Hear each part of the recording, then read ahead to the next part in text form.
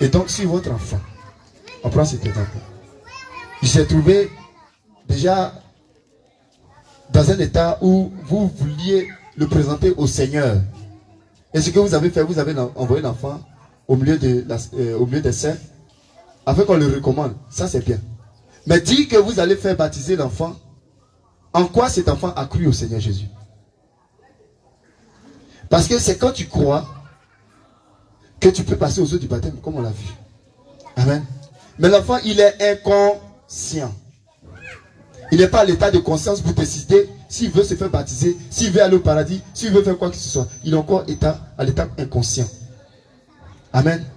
Donc si vous avez fait cela, étant déjà dans la voie l'âge, étant déjà dans le monde, maintenant que vous connaissez la vérité, sachez que votre enfant n'est pas encore baptisé. Amen.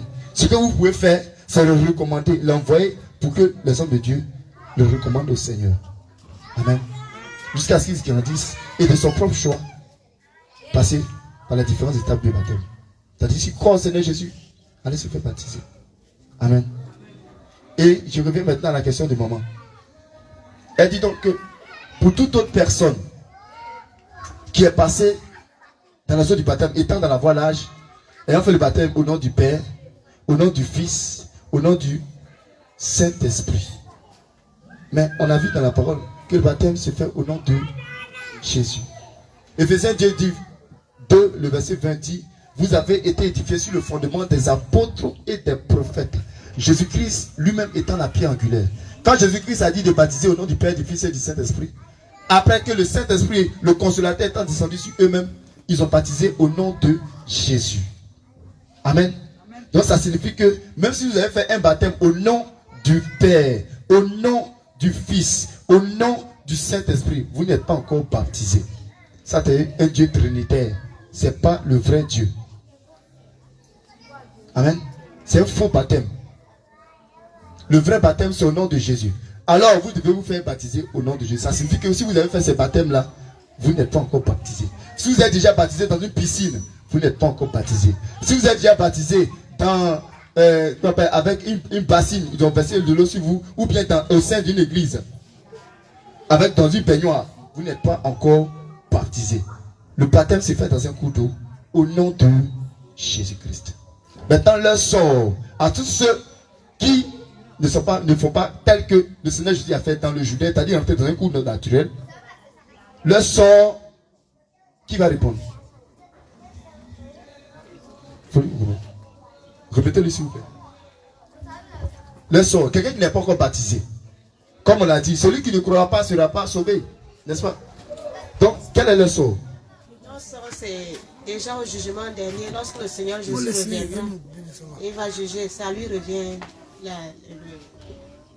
Comment dirais-je? Ça lui revient le jugement. Amen. C'est-à-dire,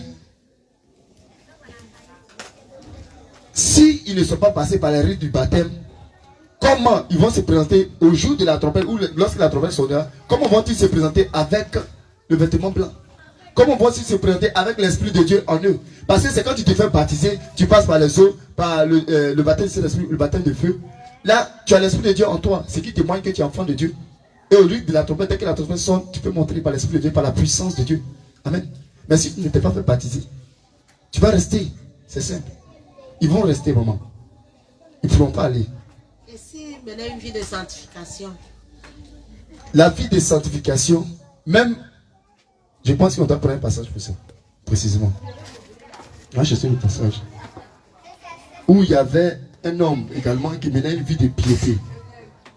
Et Pierre, lui, avait été passé par un moment et il eut faim. Et Dieu fit descendre des quadrupèdes du ciel pour qu'il en mangeât. Dieu est en train de le préparer déjà, lui faire comprendre que le salut maintenant était venu pour tous les hommes. Et non seulement, ce n'est pas seulement pour les juifs. Quoique le salut vient des juifs. Amen. Oui.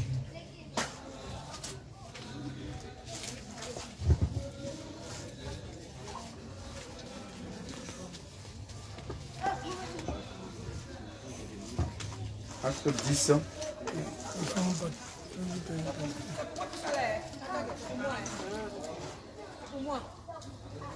Voilà. On va commencer à partir du verset. Jésus regarde le cœur. C'est pour moi, c'est ma vie, la grâce.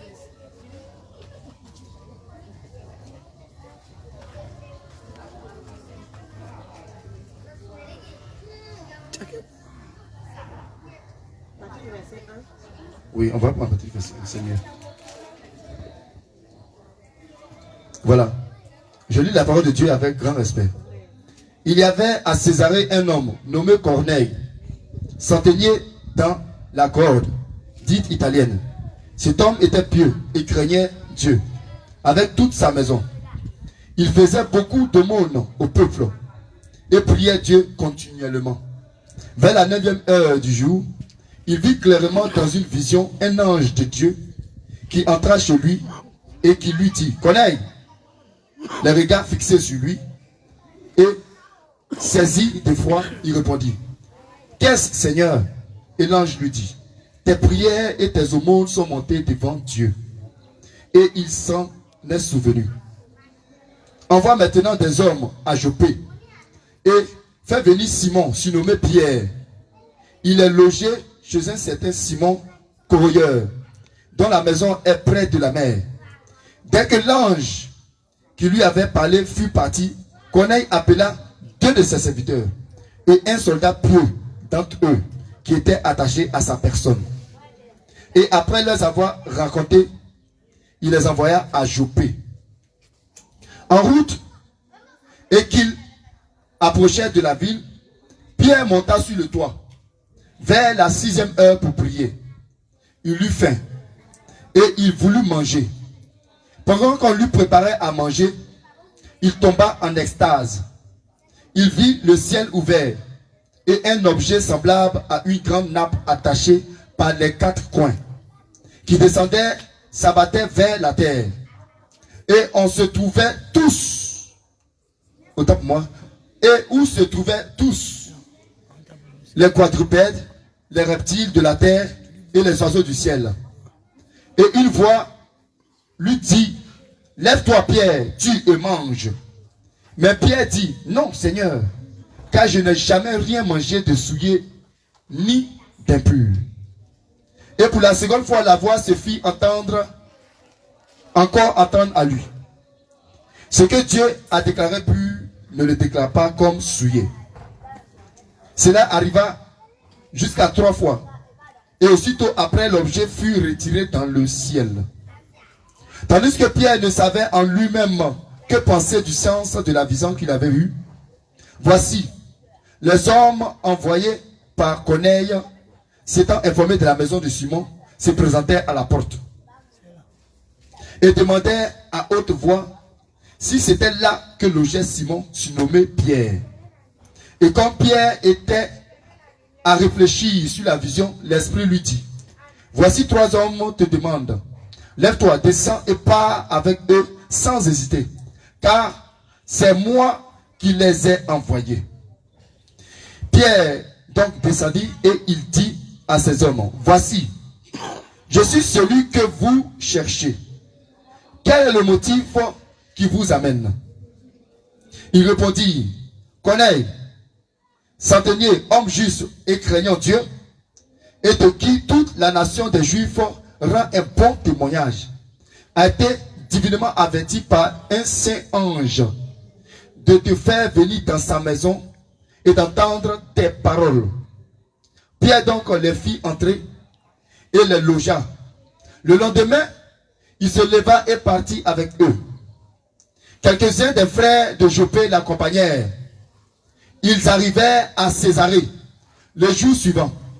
Corneille les attendait et avait invité ses parents et ses amis intimes. Lorsque Pierre entra, Corneille, qui était allé au-devant de lui, tomba à ses pieds, autant pour moi, et se prosterna. Mais Pierre le retrouva en disant, lève-toi, moi aussi je suis un homme. Et conversant avec lui, il entra et trouva beaucoup de personnes réunies. Vous savez, leur dit-il, qu'il est défendu à un juif de se lier avec un étranger ou d'entrer chez lui. Mais Dieu m'a appris à ne regarder aucun homme comme souillé et impur. Amen. Vous comprenez ce qu'il s'agit? La vision que Pierre, autant pour moi, avait eue, c'est le fait que Dieu est en train de le préparer tout simplement. Oui, à recevoir des personnes qui ne sont pas des personnes qui sont comme nous, comme vous et moi.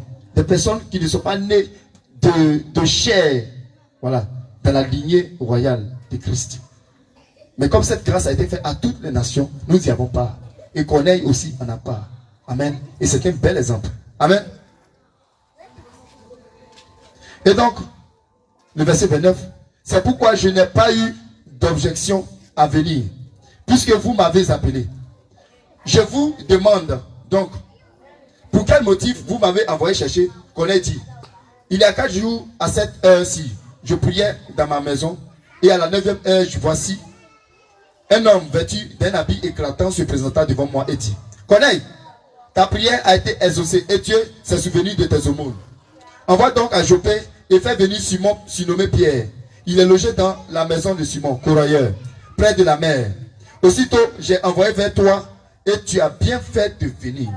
Maintenant donc, nous sommes tous devant toi, devant Dieu, autant pour moi, pour entendre tout ce que le Seigneur t'a ordonné de nous dire. Alors Pierre, ouvrant la bouche, dit, en vérité, je reconnais que Dieu ne fait point acception de personne. Mais, dans toute nation, celui qui le craint et qui pratique la justice, lui est agréable.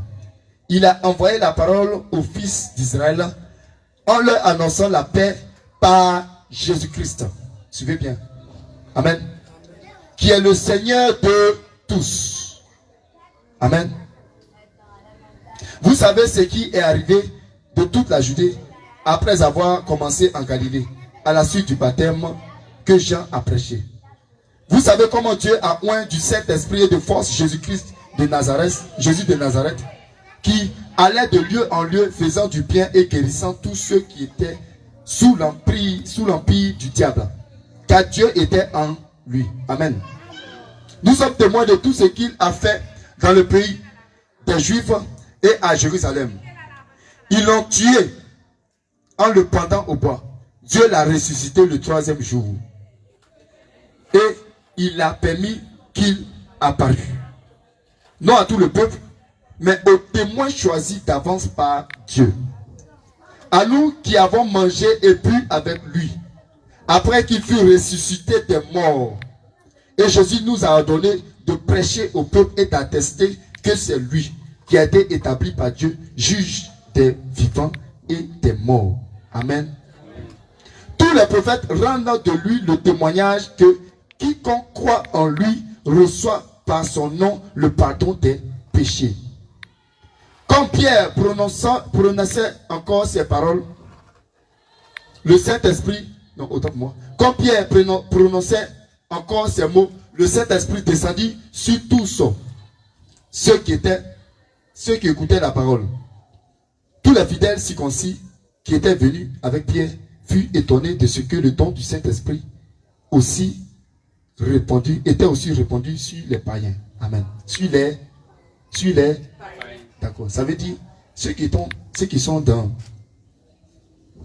le cadre, c'est-à-dire dans ce milieu-là, dans ce groupe de païens, on bénéficie aussi de la grâce. Nous ne sommes pas épargnés. Mais étant pas épargnés, même si tu vis une vie de sanctification, il faut être pieux comment? Il faut que tu passes par le rythme. Car nous sommes bâtis sur le fondement de Christ. Éphésiens 2:20. Nous devons appliquer à la lettre ce qui est dit. D'accord? Tu dois passer par le baptême. Un seul baptême, comme on a lu déjà. Le baptême au nom de Jésus. Donc s'ils sont là-bas, même s'ils sont pieux, comment? Leur piété ne sert à rien. Cette piété, c'est vaine. La vraie piété, c'est dans le Seigneur Jésus. Allez-y. Allez-y. Passez le micro, s'il vous plaît.